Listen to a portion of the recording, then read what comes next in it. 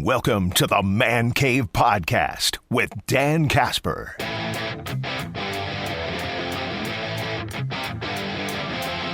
He is Dr. Austin Crow, Chippewa Valley Orthopedics and Sports Medicine, joining us here this morning. Good morning, Austin. How you doing, buddy?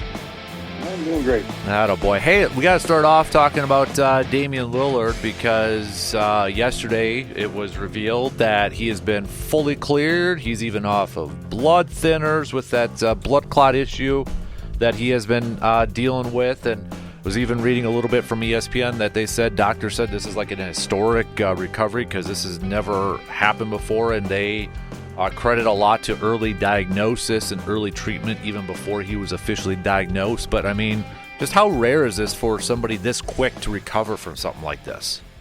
Very. Yeah, I mean, it is certainly atypical. And like we talked about, I think, a couple weeks ago on this topic, I mean, if he doesn't have any real independent risk factors, and there's a whole lot of things that make you more likely to have a blood clot. The list is pretty extensive. But if they've worked him up and said, look, you have none of these, they're going to put him in that low-risk category. Even then, traditionally, they will do blood thinners for longer than this. So, I mean, it's definitely going to be a discussion about risks and benefits, but I'm sure counseling them like, look, the risk is very low. And so I think for a lot of people where it's not as big a deal, they'll just knee-jerk say, hey, look, you're going to be on a blood thinner for 3 months, 6 months. Those are kind of the standard answers. Higher-risk people sometimes lifetime. Obviously, that's not his case. So I think they probably had that discussion with him. But, yeah, I mean, they usually won't get him off unless the clot's cleared as well. So they're probably monitoring with ultrasounds, making sure he's not having any issues with that. Because the clot itself can cause some troubles. I mean, the scary thing, of course, is when it breaks off and goes up into the lungs, that's called a pulmonary embolism, which can be, unfortunately, fatal. When they're in the clot, you can get, venous syndrome where you basically like swelling, aching, problems like that. And that's clearly cleared out as well. So presumably the clot's gone, he has no risk factors, and they're going ahead. So, I mean, to answer your question bluntly, it is very fast and atypical for sure. So is there any, maybe risk factors coming back, or once it's fully clear, like he should be ready to go and such? I mean, is there any chances of like this happening again for him in the future, potentially? Well, I mean, of course the answer has to be yes. I mean, it happened once on its own for reasons that they don't understand. I mean, unless they're being quiet about something he had, enough. But again, if there was a risk factor, they wouldn't be letting him play. So I think the odds of him having another clot are very low. And again, you can see clots fairly clearly on ultrasound. So I'm sure he's had multiple ultrasound studies that have shown this clot's fully cleared. Because once a clot begins, they propagate and get bigger. So that's one of the things I'm sure they're looking at and saying, look, this clot's fully cleared. That's probably one of the reasons they're allowing him to go back a little bit sooner. So could it happen again? Of course it could. Unlikely, though. I mean, it's pretty uncommon for people who are low risk. And I can also guarantee you they're going to be doing some things to decrease the risk of that. So he's probably going to be maybe like on a baby aspirin, wearing like compression stocking, walking around when they're flying places, things that slightly decrease the risk further. So they'll probably take some small steps, but I think his risk is pretty low. Interesting. I want to move over to baseball now. So Cubs pitcher Justin Steele is done for the season. He's having surgery on his elbow. What they said was to repair the flexor tendon and address the ulnar collateral ligament in his left elbow. But however, they also said it's not clear yet whether Tommy John surgery is required. So are those two different things from what they're describing compared to Tommy John surgery? So just to put the kind of nomenclature out there, so they're probably so the flexor tendon, that's all the muscles that flex your wrist and fingers. So that goes to, if you feel your elbow, the knob on the inside of your elbow, we call it the medial epicondyle. So that's the origin of all the flexors, all the flexor origins. So they all come together in like one solid lump. And right below that is our good buddy, the UCL, so aka the Tommy John ligament. So what they're likely going to do is go in, and with that procedure, you're already going right next to the tendon insertion anyway. So there must be some partial tearing there, which frankly is relatively common. It must be pretty extensive for them to want to actually do a repair.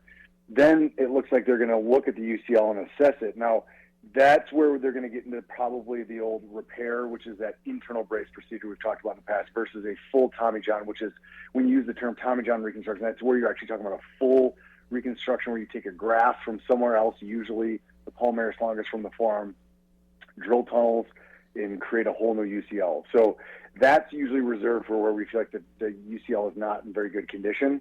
Whereas if it's like a partial tear or kind of peeling up off one of the insertions or origins, then we'll opt for the repair technique. So that's probably going to be the intraoperative decision. So they're going to open it up, look at the flexor tendon, which will be right there. And this is, I mean, these are all of like millimeters apart. So these are right next to each other.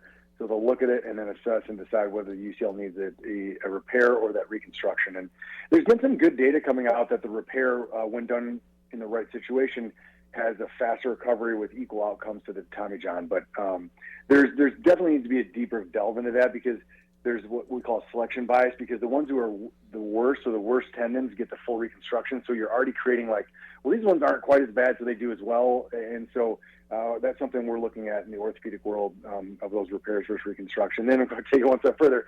There are some guys who are now getting both, right? They're doing Tommy John reconstruction with the repair on top of it, the old belt and suspenders. So that's certainly something that's being discussed at the highest levels, and kind of interesting to see how it'll play out. But that's what's going to be in his case, is that repair the tendon, look at the UCL, repair it versus do the full reconstruction. So this might be a stupid question, but when we hear somebody say elbow reconstruction versus Tommy John, are those two different type of procedures? So reconstruction, if they're talking about the UCL, that is the same thing. So okay. UCL reconstruction and a Tommy John procedure are the same thing. The UCL repair is where you're not actually creating a new ligament there. You're basically taking these two anchors, and they have a strong suture tape that lays between it, and it's actually layered with growth factors to help the ligament itself heal. So you're basically, but in order for that to work, you need to have, in theory, at least some ligament intact in reasonable quality, because you're asking it to heal itself. If it's shredded up, then you're going to say, look, even if we get this to heal, it's just not going to be very good quality. I think we'll be back here again. So that's where that distinction comes in, is like, can we repair it versus going for a full reconstruction? Interesting. Moving to the NFL draft, but for a player that's not in the draft but could affect somebody's draft plans, Derek Carr. So I know this was a couple weeks ago, but Saints quarterback Derek Carr, apparently they just, it was a couple weeks ago, it was revealed that he's dealing with a shoulder injury that threatens his availability for this season. According to Ian Rappaport, he's weighing his options, including the possibility of surgery and such. I mean, the timing is kind of, I don't know, I think it's kind of weird in April to be finding out about this, and now maybe surgery is an option that would keep him out the whole year.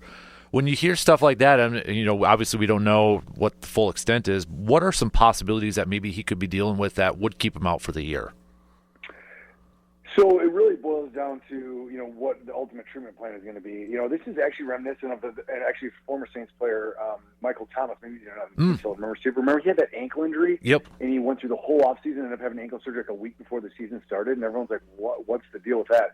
This does also sound like that, because it's been a chronic problem. Reading up on it, it sounds like they're saying it's actually his AC joint.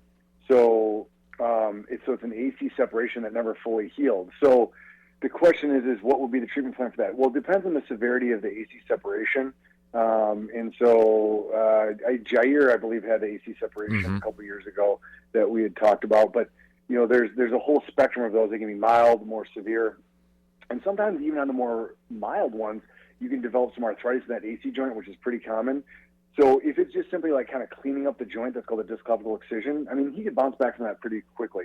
If they're talking about full AC reconstruction, so Anthony Richardson had that a year ago, the Colts quarterback. So that was the injury he went through. So in surgery. So, I mean, if they say, look, this needs a full AC reconstruction, that's going to be the season for sure. If it's a cleanup, that could be faster. But they're being pretty tight-lipped about it. And I agree, the timeline is really weird. It's like, why now? Why wasn't, and especially since it's been going back, what they said, per some sources, quote unquote, that I think they're saying it stems back to an injury in 2023. So you're telling me this has been going on for 2 years now? It is weird.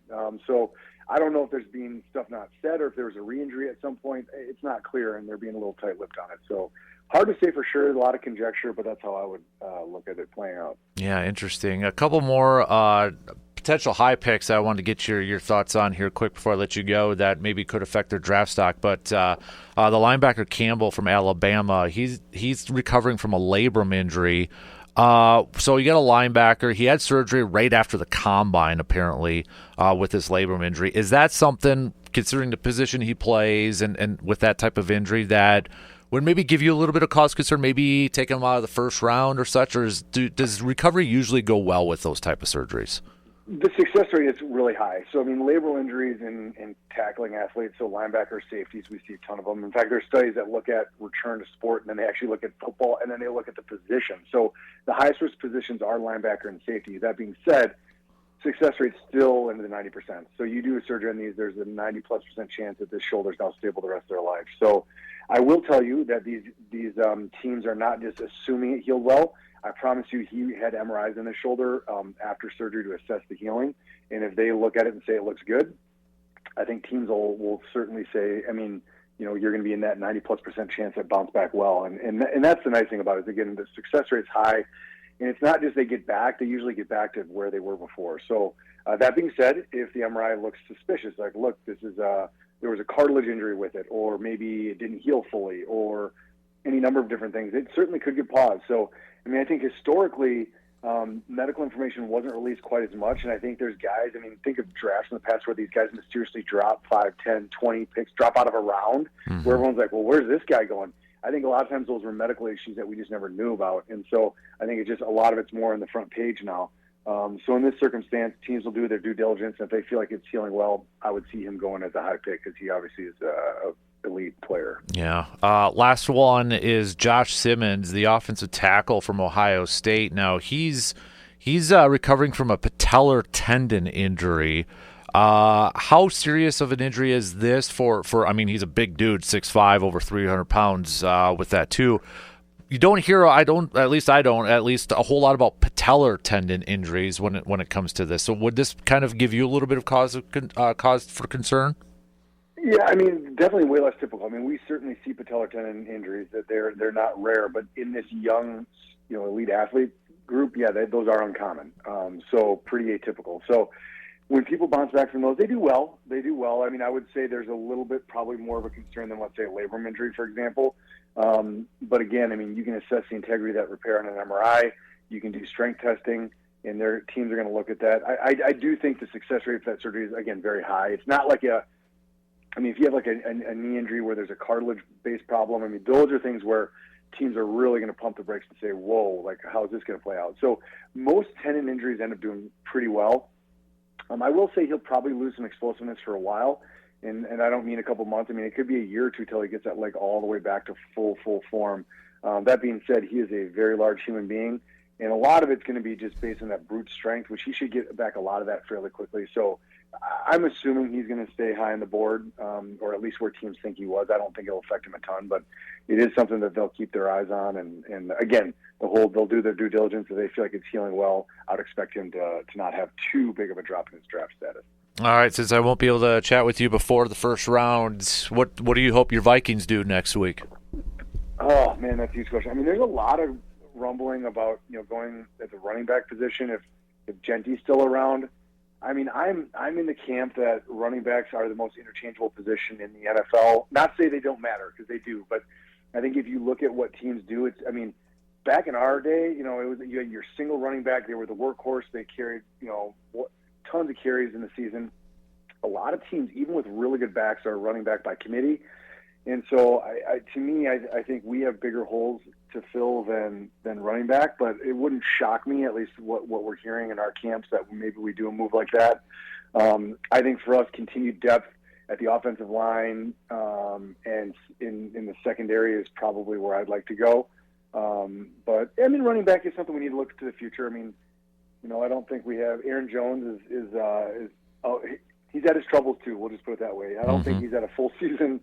I don't know if he ever has, to be honest with you. I mean, he always seems to be getting dinged up here and there. So I'm guessing along those lines. So I guess secondary, offensive line, and maybe at some point the running back position. The quarterback, obviously, is also a question mark still.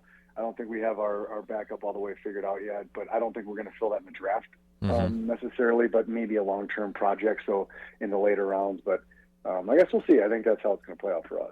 All right, he's Dr. Austin Crowe, Chippewa Valley Orthopedics and Sports Medicine. Dude, appreciate the time as always, buddy. Enjoy the weekends, and we'll catch up with you soon, okay? Absolutely. Take care.